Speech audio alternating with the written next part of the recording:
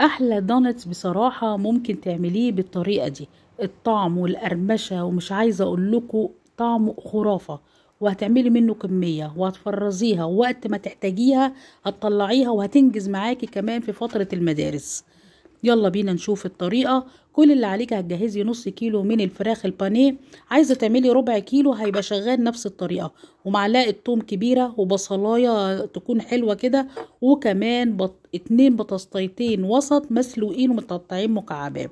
لو عندك ربع كيلو من البانيه هيشتغل معاكي وتعملي نص المقادير دي. وهتبقى عادي وهتشتغل معاكي وتعمل وجبة على قد أولادك. عندك النص كيلو يعني على حسب اللي موجود عندك الكمية بتاعتك. أنا عملت الكمية دي على نص كيلو من الفراخ البانيه. الصدور قطعتها قطع صغيرة وشلت منها أي دهون. ورحت حاطة البصل والبطاطس المسلوقة وملحتها حطيت ملح وبعد كده حطيت بابريكا وفلفل أسمر هما ال3 حاجات دول. لو عندك بصل أخضر وبودرة كرفس الاتنين دول بيزودوا الطعم حلو. ممكن تستبدلي بدل البصل الابيض دوت بصل اخضر. وهو دلوقتي الموسم بتاعه وهتلاقيه موجود.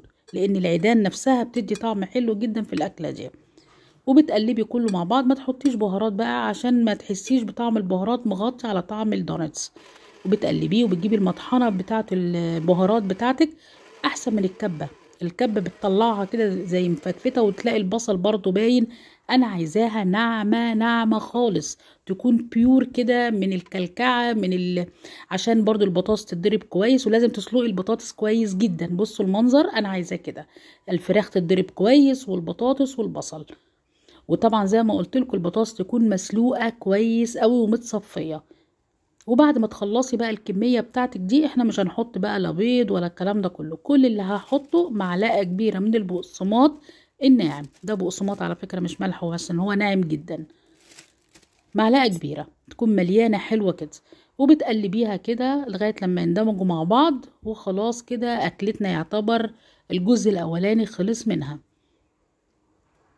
هتجيبي بقى اي كيس عندك بتاع سندوتشات او لو انت ما عندكيش القمع. القمع زي كده بلاستيك اللي هو بتاع الاستخدام المره. وبتروحي نازله بقى بالخليط اللي هو بتاع الدونتس دوت الفراخ. ودي انسب حاجه. في ناس بتفرده على كيس ومن فوق كيس وبيعملوه بقطاعه. لكن بصراحه غلبه. وبتفيد منها حته كده وحته كده ولازم نلمها ونعمل تاني لا. بالقمع اسهل. وبصراحه دي ابسط او مظبوطه زي ما بيقولوا. هتروحي عامله بقى بتديني بس نقطه زيت كده في الحاجه اللي هتحطي فيها الصينيه بتاعتك اللي هتحطيها في الفريزر. وتروحي عشان ما تيجي تطلعيها بيبقى سهله بقى. وتروحي عامله بقى ايه شكل الدونتسايه زي ما انتم شايفين. عايزاها صغيره عايزاها كبيره عايزاها واسعه براحتك. لغايه لما تخلصي الكميه بتاعتك. عايزه تعمليها ارفع من كده برضو ممكن تصغري شويه اللي فتحه الكيس نفسها. لما تيجي تقصيه بالمقص يعني ما تكونش عريضه. تطلع معاكي ارفع من كده. بس ما تخافيش هي هتستوي مفيش اي مشاكل خالص. هتخلصي الكميه بالطريقه دي. ومنها بقى على الفريزر على طول. انا عايزاها تجمد يعني لازم قبل ما تعملي الاكله دي بساعتين. عشان او عايزه مثلا تفرزيها وتعمليها تاني يوم براحتك بس المهم عشان تتجمد. عشان لما تيجي ننزلها في البيض ونيجي نقلي ما تبقاش سايبه. هو كده خلصتها حطيتها في الفريزر بعد ساعتين خرجتها. بص بقت مجمده ازاي. هجيب نشا. واجيب بيض اضربه بملح وفلفل والكورن فليكس بتاعي. هو اللي بيدي القرمشه الحلوه جدا. ما عندكيش وعندك بقسماط براحتك. بس بالكورن فليكس بصراحه حكايه. بس كده. انا حطيت بس على البيض ملح وفلفل. والله عايزه تحطي بقى باودر بتاع توم بصل على الكورن فليكس تنكهيه. انا بصراحه بحب طعم الفراخ احسه بيه. ما بحبش البهارات الكتير عشان احس بطعم الاكل. مش كل حاجه البهارات بنحطها مش في كل حاجه. بس كده. وهخلص بقى الكميه بتاعتي لقيتي مثلا في حتت عايزه تتغمس تاني بتنزليها في البيض وترجعي تاني في الكورن فليكس. تخلصي الكمية بتاعتك بقى ونبتدي نولع على الزيت بس ما يكونش حامي. لان لو حامي هيحروق الكبر اللي بره.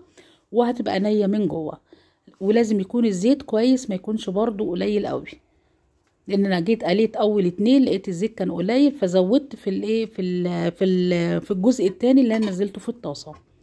خلصت الكمية بقى بتاعتي، ولعت على الزيت بتاعي، ودلوقتي بقى هبتدي ان انا انزل اقلي بقى خلاص كده الدونتس بتاعي. انا بس حبيت ان انا اعمل لكم كذا واحدة قدامكم عشان تشوفوا الطريقة بالظبط، عشان تتبعوا الخطوات وتطلع معاكم ناجحة ومظبوطة معاكم. بس زي ما قلت لكم حاولوا الكفر بتاع النشا تعملوه كويس جدا وعشان يمسك البيض فيه. وبعد كده تنزلي بقى على الكورن فليكس، بس لازم يكون كورن فليكس ما يكونش خشن قوي، لانه بصراحة بيغلب عشان تنزلي وتطلعي تاني، فدي يعني يكون مش خشن قوي بس. وبعد كده بقى هبتدي ان انا اقلي الزيت بتاعي مش سخن قوي. هنا كانت اول مرحله. انا عايزه اقول لكم حاجه بس عشان تنتبهوا ليها، ان الزيت هنا كان قليل شويه.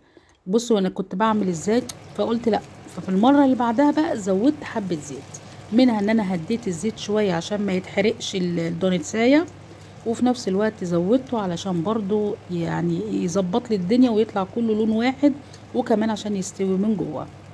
وبصراحه طلع ولا احلى دونتس، يعني احلى من الجاهز. يعني انت لو اشتريتيه من بره مش هيطلع بالجمال ده. بصوا المنظر. لا لازم تجربوها لاولادك. انا عارفه والله هتيجي عليكي وقت ان انت تبقي مستعجله، حطيه في الفريزر يجمد وسيبيه، فرزيه في علبه كده، وكل ما تعوزي طلعي واعملي له الكفرنج خارجي للولاد. للمدارس هتعمليه تقلي الصبح على طول وتديهولهم كناجتس او في اللانش بوكس بتاعتهم. بصراحه هتعجبهم جدا. انا عارفه ان شاء الله يكون الفيديو عجبك، ولو عجبك ما تنسينيش لايك وشير للقناه عشان يوصلك كل جديد. باي باي.